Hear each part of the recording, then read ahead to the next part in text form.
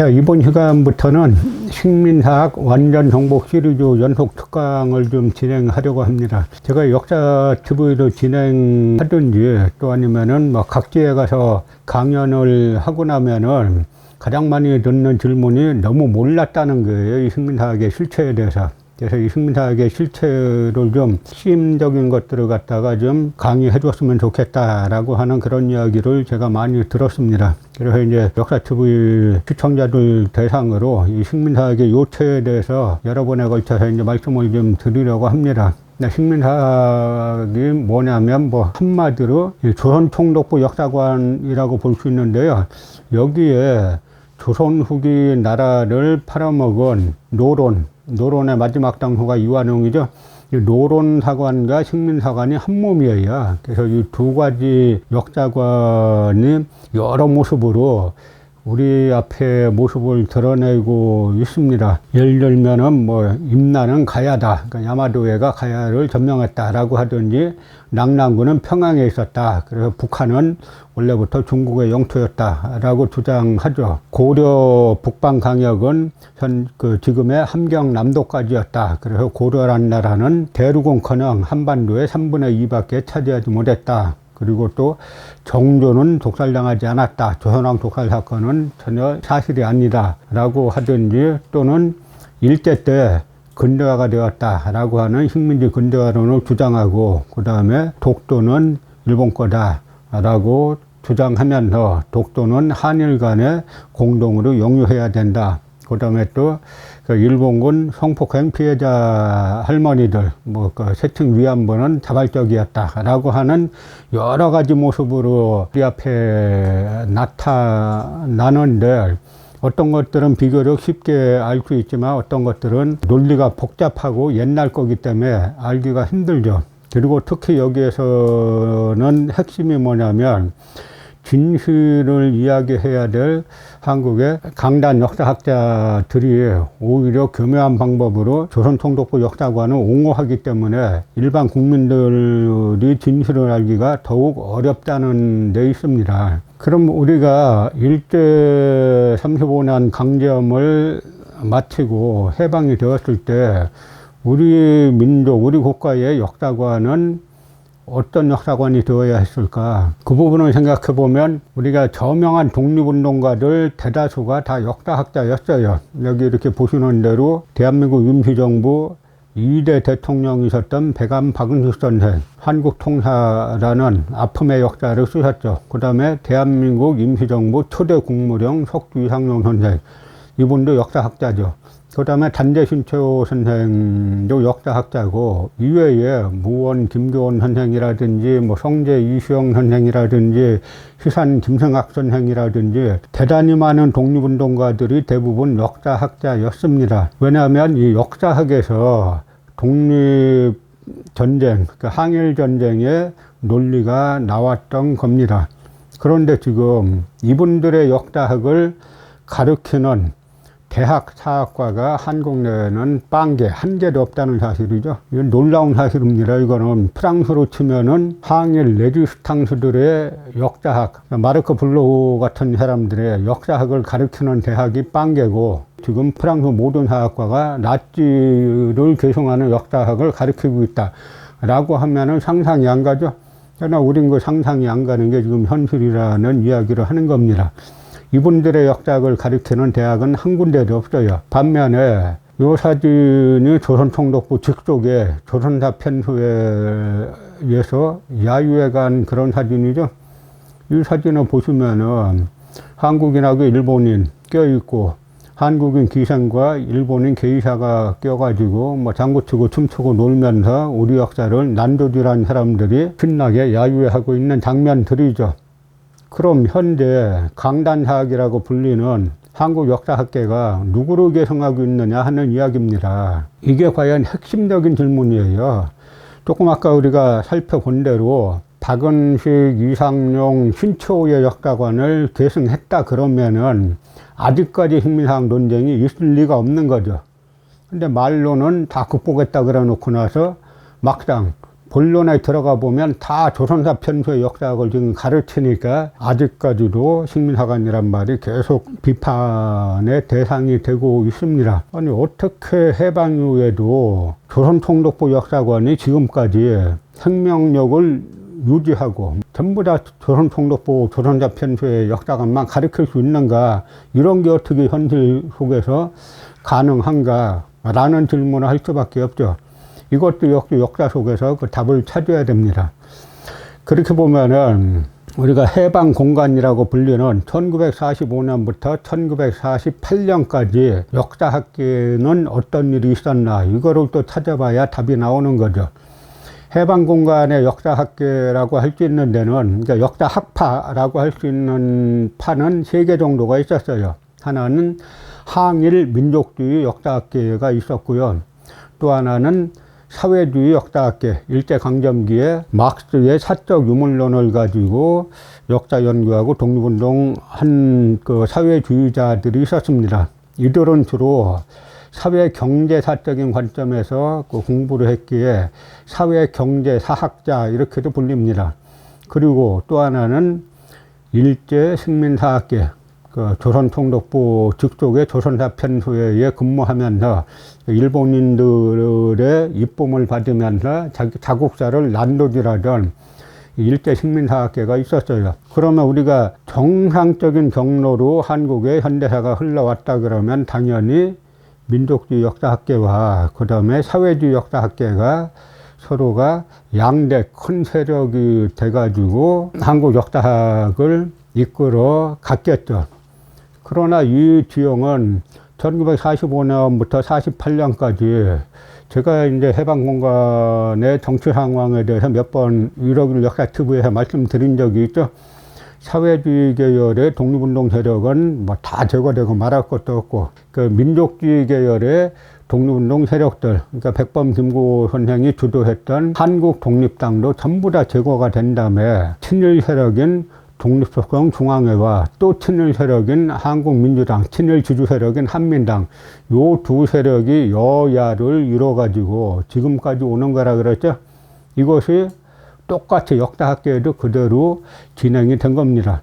그나마 친일 세력끼리 그 이승만 중심의 독립소송 중앙회와 김성수 중심의 친일 주주정당인 한민당은 여야나 구성해가지고 그 겉으로 보면은 싸우는 척이라 됐는데, 이 역사학계는 그것도 없었어요. 100% 주정력을 가지고 요 식민사학과 다른 말을 하는 사람들은 전부 다 제거해왔던 그런 역사죠. 그래서 항일 민족주의 역사학이 제거가 됐는데, 뭐 제거된 거는 두 가지 사유가 있죠. 하나는 해방 직후에 친일 세력들이 다시 득세하게 된 것이 가장 큰 원인입니다. 또 하나는 그 와중에서도 이제 살아남았던 위당 정인보 선생이나 그 다음에 민세 안재홍 선생 같은 분들은 역사학자 겸 또 정치, 독립운동을 하던 분들이니까 이제 정치운동도 같이 했었죠.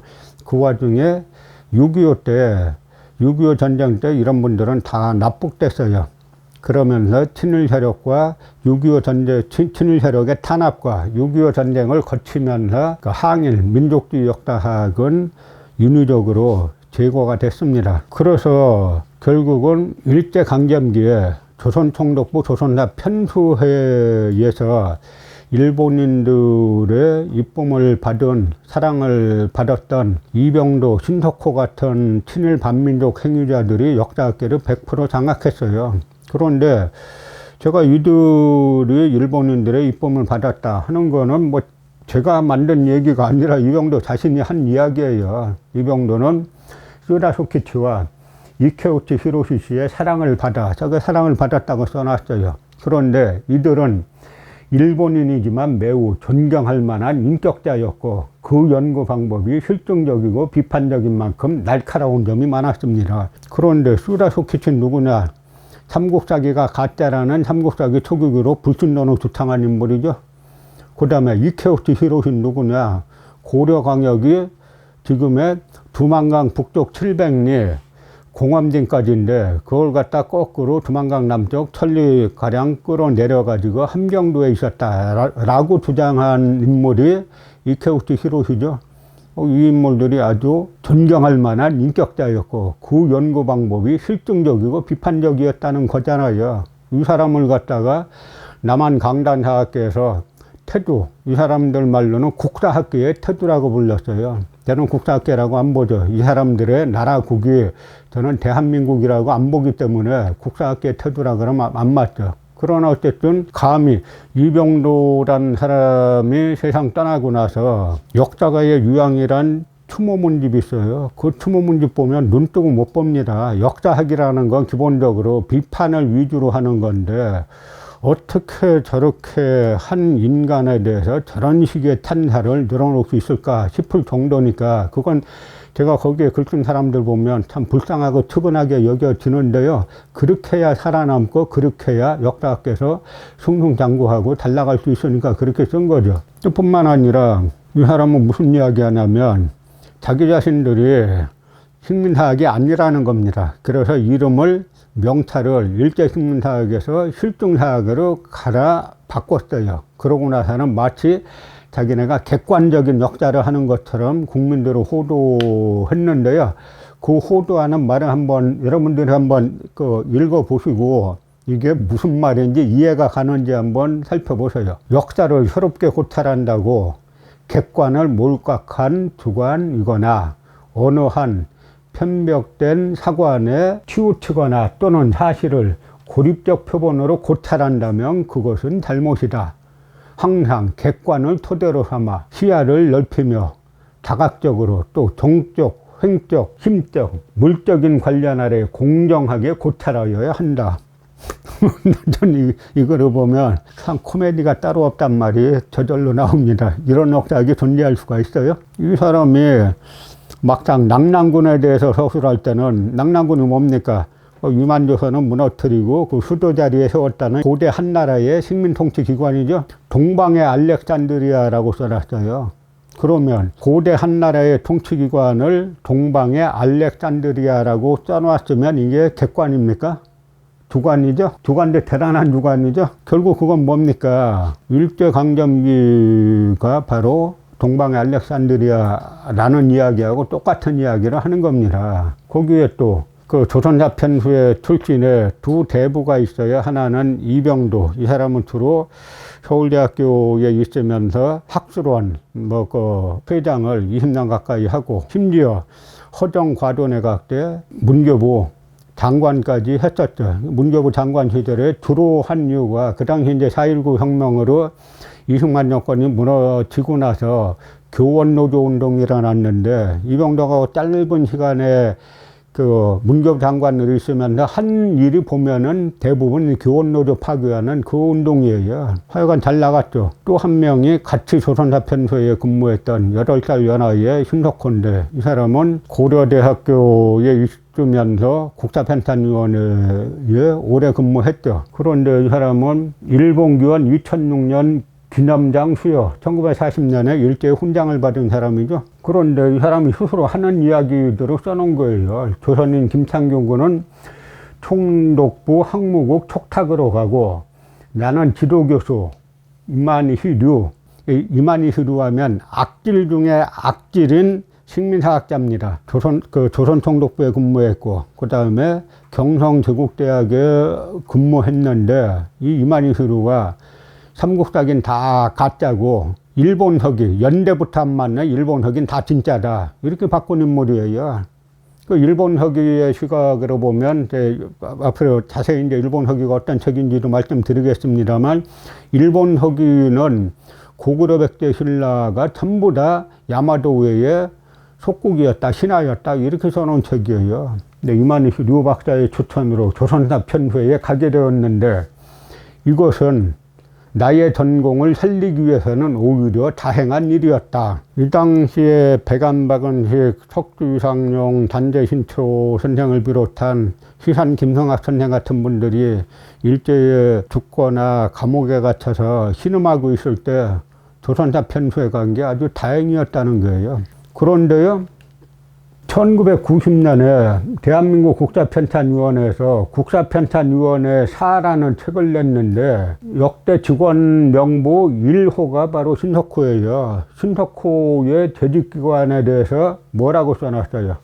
여기 이렇게 보시면 1929년 4월부터 1965년 1월 22일까지 대한민국 국사편찬위원회에 신석호가 재직한 기간이 1929년 4월부터라는 거예요. 이게 무슨 얘기입니까? 이 사람들은 대한민국 국사편찬위원회를 대한민국 산하로 생각한 사람들이 아니에요. 대일본제국 산하로 생각했죠? 저도 가면 갈수록 제가 식민사학 비판한 지 이제 20여 년 넘었는데요. 이렇게 뿌리가 깊은가 하고 거듭 놀라요, 지금도. 버젓이 1990년에 국사편찬위원회를 쓰면서 자기네 직원 재직명부에 넘버원 1번을 갖다가 신석호 재직기간을 1929년 4월부터 1965년 1월 21일까지 있었다라고 당당히 써놓을 정도죠. 이 사람들이 과연 한국인 역사학자들인가 일본인 역사학자들인가를 의심할 수밖에 없는 이야기들을 지금도 계속하고 있다는 거죠. 그런데 이기백 씨라는 허광재 교수가 쓴 한국사 실론, 이 책이 뭐 한때는 대한민국 공무원 시험 보려면 전부 다 이 책 갖고 했어요. 지금도 꽤 팔려나가죠. 그런데 이분이 한국사의 학파를 세 학파로 나눴는데요. 그 뭐냐면 민족주의사학, 유물학원, 실종사학 이렇게 나눴어요. 제가 아까 뭐라 그랬어요? 민족주의 역사학이 있고 그 다음에 사회주의 역사학이 있다 그랬죠? 이거 유물사관이고. 근데 또 하나 뭐가 있다 그랬습니까? 일제식민사관이 있다 그랬죠? 일제식민사관이 어디로 사라지고 실종주의 사학으로 변했어요. 신석호 씨가 말한 것처럼 자기는 조선사 편수에 들어간 게 참 다행이다 라고 말했으니까 일제강점기엔 자랑스럽게 다녔을 텐데 해방 이후에도 보니까 자기네 해방 이후에 다 숙청될 줄 알았더니 오히려 더 기세등등해졌죠. 그러니까 해방 이후에도 나는 일제식민사학 한다라고 하는데 겉으로도 내가 일제식민사학 한다라고 할 수는 없으니까 이름표 바꿔 달자라고 해서 바꿔 단 게 일제식민사학을 갖다가 실종사학 이렇게 바꿔 다른 거예요. 그러면서 이 사람의 그 민족주의사학 편합하다라고 비판하고 유물사관도 비판하고 자신이 말하는 실종사학이 뭐냐면 이에 대해서 실종사학은 한국사의 발전을 어떤 선입견을 가지고 이에 발맞추어 보는 것에 반대하였다. 오히려 실증적인 태도로 객관적인 사실을 정확하게 인식함으로써 한국사의 올바른 이해에 접근할 수 있다고 주장하였다. 이게 글이나 하는 이야기예요. 이거 역사학에서는 이따위 그런 글이 아니에요. 실증적인 태도가 뭡니까? 그럼 실증적인 태도로 주장하려면 낙랑군이 평양에 있었다는 사료 갖고 와보라 이거예요. 빵개예요. 임나가 가야라는 사료 갖고 와보라 이거예요. 그 빵개입니다. 하나도 없어요. 그러면서 실증이라는 거예요. 왜냐? 역사학계를 자기네가 100% 장악했으니까 자기네만 주장하면 된다 하는 이야기죠. 이렇게 완벽하게 역사학계를 장악한 이 사람들이 총론으로는 이름표를 실종사학이라고 바꿔 달고 강론에 들어가면 식민사관을 계속 반복하는 겁니다. 아, 일제 식민사관 극복했다. 임나일본무술 극복했다. 이렇게 말해놓고 나서 강론, 본론에 들어가면은 일제 식민사관은 반복하는 거 구조죠. 그 반면에 제가 이 역사TV에서 북한 역사학에 대해서 몇 번 말씀드리지 않았습니까? 그럼 뭐냐면 북한 역사학은 그럼 어떻게 형성됐나? 그 뿌리를 또 알아야 돼요. 지금의 현재 북한의 정치 체제에 대해서 호불호를 떠나서 과거에 북한 역사학계는 어떻게 형성되었는가? 이거를 알아야 현재 북한 역사학계가 어떤 역사관을 가지고 지금 우리가 살펴보려고 하는 주제들에 대해서 북한 역사학계는 어떤 관점을 가지고 있는지를 살펴볼 수 있게 되는 겁니다. 그 어떻게 되냐면 원래 1945년 10월 달에 평양에서 이부 5도당, 그러니까 조선공산당 이부 5도당 열성자 대회라는 게 열려요.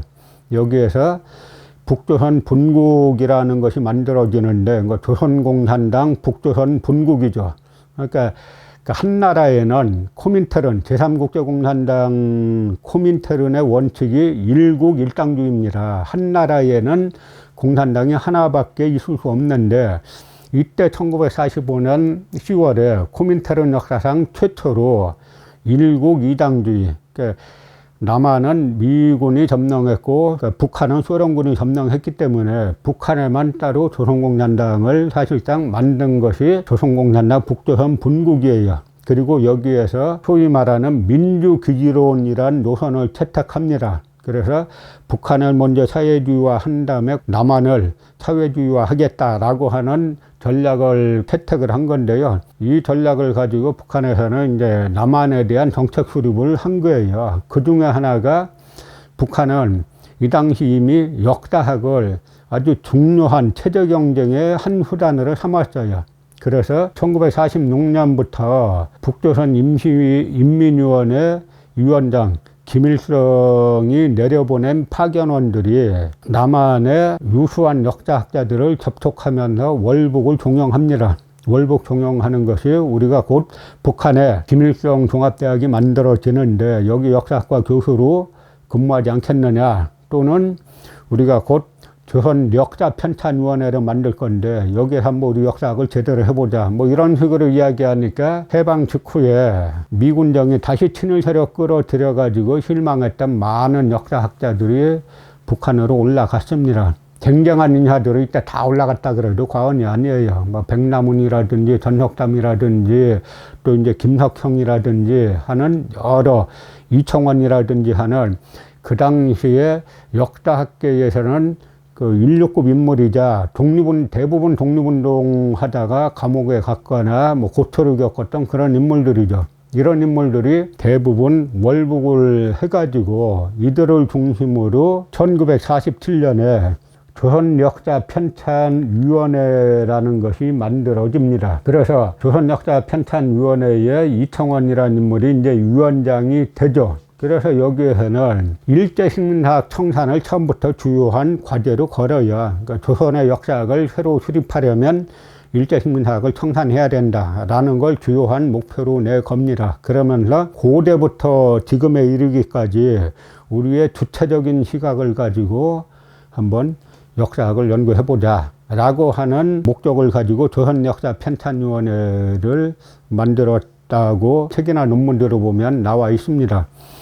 그래서 제가 한번 나중에 제가 조선역사편찬위원회에서 나온 역사 제문제를 뭐 결본도 있습니다만 구해서 좀 봤어요. 봤더니 거기서 대단히 놀란 구절을 제가 발견한 게 뭐냐면, 이 북한이 해방 직후에 역사학계를 재편할 때 누구를 정신적 지주로 삼았냐, 자기네는 단재 신초 선생과 그 다음에 약연 김두봉 선생, 김두봉 선생은 국어학자이자 이도학자이기도 하죠. 그런데 원래는 국어학과 역사학은 같이 가는 겁니다. 지리학하고 세 가지는 같이 가는 거예요.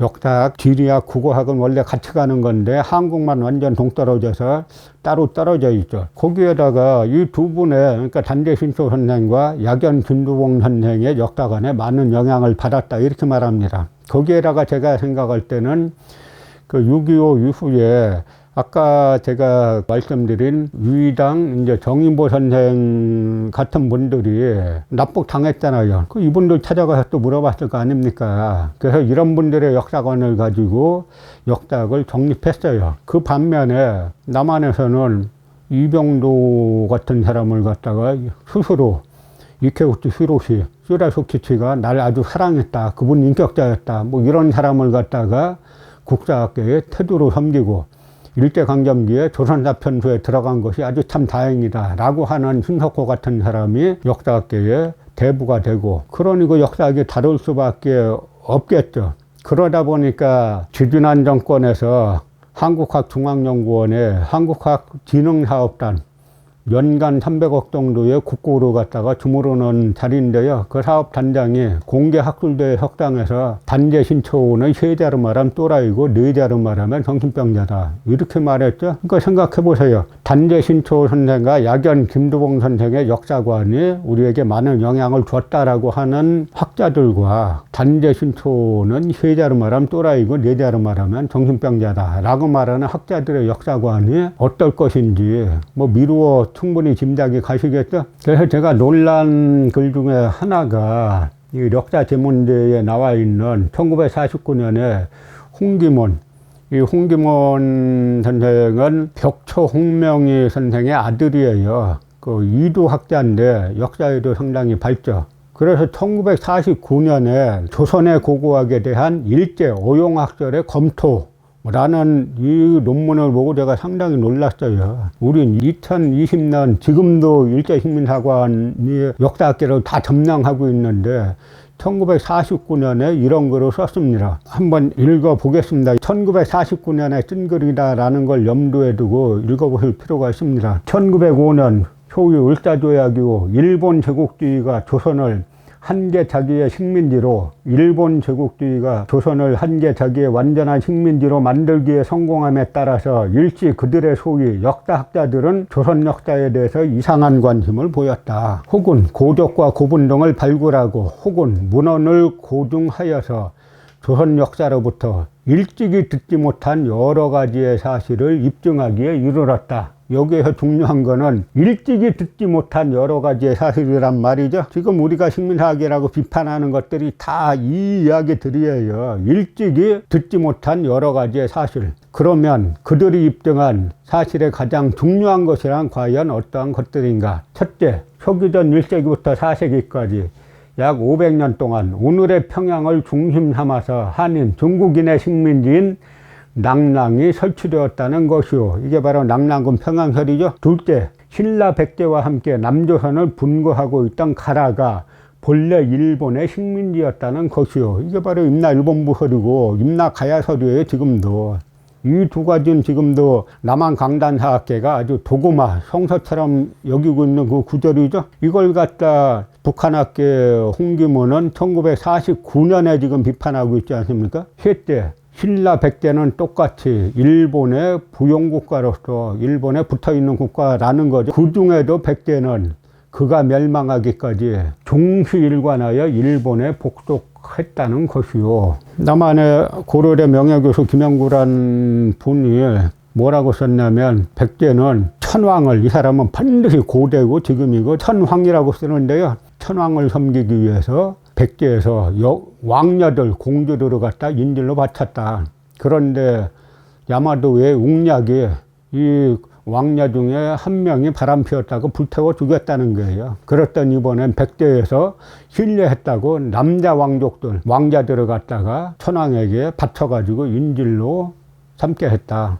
버젓이 써놓고 있어요. 여기서 벗어난 게 하나도 없습니다. 똑같죠? 넷째, 고대의 중국 문화가 결코 조선인의 손을 거쳐 일본에 소개된 것이 아니라 중국 본토나 또는 그의 식민지인 낭랑으로부터 직접 일본이 받았다는 것이다. 이게 진검다리 논입니다. 한반도는 우리의 문화를 갖다가 일본에 전파해 준 것이 아니라 중국의 문화를 잠시 거쳤다가 일본에 전해 주었다 라고 하는 이야기예요.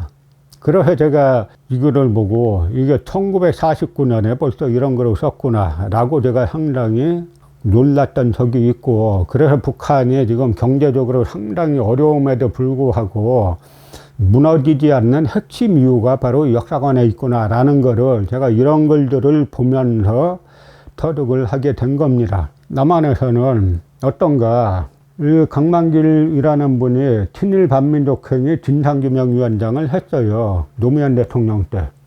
그런데 이분이 어떤 집안이 친일 반민족 행위자로 선정이 되면은, 조사 대상자로 선정이 되면 그 집안에 당신 집안이 친일 반민족 행위 집안으로 선정됐다라고 이 우편 공문을 보냈어요.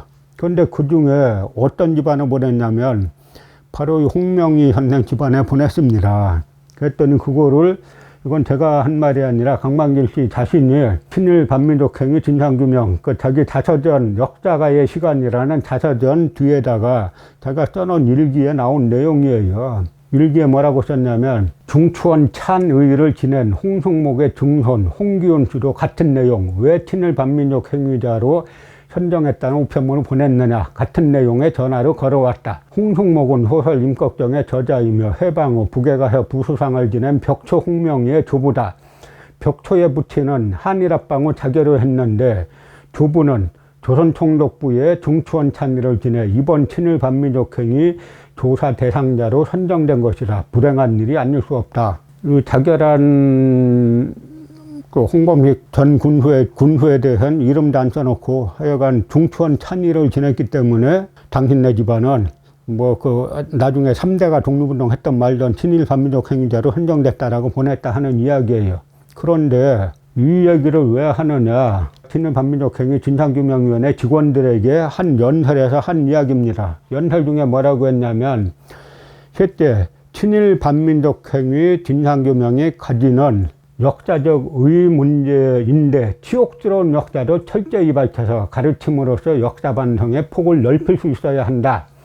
친일 반민족 행위의 진상을 철저히 규명해서 역사적 단죄를 하지 않고는 사회 정의가 서지 않는다. 친일 반민족 행위 규명과 역사적 단죄는 평화통일의 추진 과정과도 깊이 연관되어 있다. 100% 맞는 말이에요. 그런데 이 역사적 단죄에 3대 독립운동을 했던 벽초 홍명희 선생은 신간의 부의장 했던 분이죠. 그 아들 홍기문도 다 독립운동 했던 분이에요. 그 벽초 홍명희 선생의 아버님은 1910년에 합방에 나라 강점당하는데 분개해갖고 자결했던 분이고, 그분의 아버지가 중추원 찬의했다 그래서 친일 반민족 행위 대상자라고 선정했는데, 이병도 순덕은 왜 빠졌냐 이거예요. 중추원 찬의가 더 나쁜 짓을 했어요. 이병도 순덕호 조선야 편수에 근무해가지고 자국사를 난도질한 이병도 순덕호가 더 나쁜 짓을 했어요. 여기 보시면 홍명희 선생의 부친 군수 홍범식 1910년에 일제가 나라를 강점하자 자결했어요. 벽초 홍명희 선생, 이건 뭐냐면 일제 감시대상 인물 카드란 게 있어요. 총독부에서 만든. 여기昭和 5년 서대문 형무소에서 촬영했죠. 그 다음에 그 아들인 홍기문 형사과에서 촬영했죠. 이런 집안에다가는 당신 집안 친일 반민족 행위자야 라고 해서 공문을 보냈어요. 이렇게. 그런데 이병도 순석은 빼놨어요. 끝까지 빠졌어요. 제가 나중에 여러 에피소드 들었죠. 이병도 순석호 넣자 그랬더니 위원들 중에 이병도 순석호 넣으면 사퇴한다 뭐 난리 쳤다는 거죠. 이런 구조니까 자기 말하고 왜 다르냐 이거예요. 치욕스러운 역사도 철저히 밝혀서. 논리는 이병도 순석호는 자기네 스승이라는 거죠. 그러면 이병도 순석호는 자기가 학교 들어가서 만난 사이인 겁니다. 2차적 관계예요. 그러면 남의 할아버지, 아버지를 갖다가 친일 반민족 행위자로 선정하겠다는 사람들이 자기가 학교에서 만난 사람이라고 안 되지 우리 스승은. 이게 말이 되냐 하는 이야기예요. 이런 것들이 버젓이 벌어지고 있는 겁니다. 그러니까 제가 이 친일 역사학, 식민사학에는 좌우도 없고 보수진보도 없다고 여러 차례 말씀드렸죠. 얼마나 어마어마한 구조냐 이거예요. 그러니까 가야사를 임날본부사를 바꿔놓고 그 다음에 지금의 하북성 일대에 있었던 낙랑군을 갖다가 평양에다가 갖다 놓고 또 정조독살설 나오면 아주 광분하죠. 정조독살설의 요태는 마지막 당소가 이완용이었던 노론이 독살했다는 거잖아요. 아니 우리 노론이 뭐 독살했다고 아주 광분하죠. 완벽한 카르텔. 이 카르텔은 결국 이 유독 역사 TV를 보시는 여러분 한 분 한 분이 각성하셔가지고 이렇게가 되겠는가. 이 나라 정치가들 항상 이 친일 식민사학자들하고 결탁합니다. 이 사람들은 워낙 숫자가 많으니까 보수 정권이 들어서면 보수의 얼굴을 하고 보수 정권하고 잡고, 진보 정권이 들어서면 진보인 척하고 진보하고 잡고, 그러면서 일제식민사학은 영원히 주류로 행세했던 것이 바로 해방 이후 한국 역사학의 현 주소고 역사죠. 제가 앞으로 이 구조를 하나하나 여러분들에게 이들의 말을 통해서 하나하나 밝혀드리려고 합니다.